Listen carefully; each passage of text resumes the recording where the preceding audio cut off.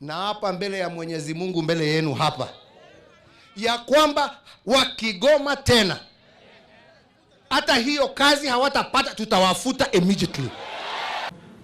Kwani hii watu wanaona sisi ni wajinga namna gani? It cannot be. And only for working 2 hours a day in a government hospital, and then they run to do private practice in their clinics. This is blackmail, and we are not going to entertain it. Wewe umechukua kiapo wakati tulikusomesha, kwa sababu serikali ya Kenya na wananchi wa Kenya kupitia kodi yao ndio wamekusomesha.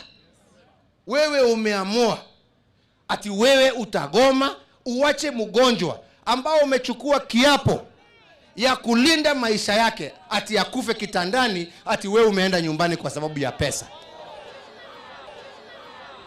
No, hiyo ni makosa, na sio makosa kwa serikali ya Kenya, ni makosa kwa wananchi wa Kenya, ni makosa kwa Mwenyezi Mungu. Na ndipo nilisema hiyo miezi wasilipwe. Sawa? Na hapa mbele ya Mwenyezi Mungu, mbele yenu hapa, ya kwamba wakigoma tena hata hiyo kazi hawatapata, tutawafuta immediately. Hiyo ni I know we have a situation in Kenya with our doctors and interns.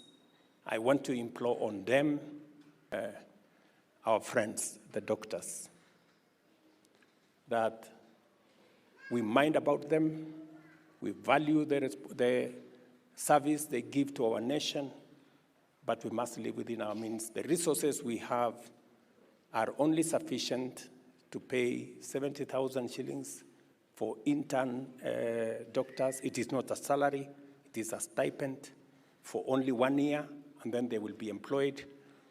And we want all our doctors, all our doctor interns to be taken in, and that is why we are going to spend the resources that we have to make sure all the 1,500 plus or minus doctors, all of them are absorbed at once, and we have the resources to make sure that they are absorbed at what we have offered as government, because as a nation, we must live within our means.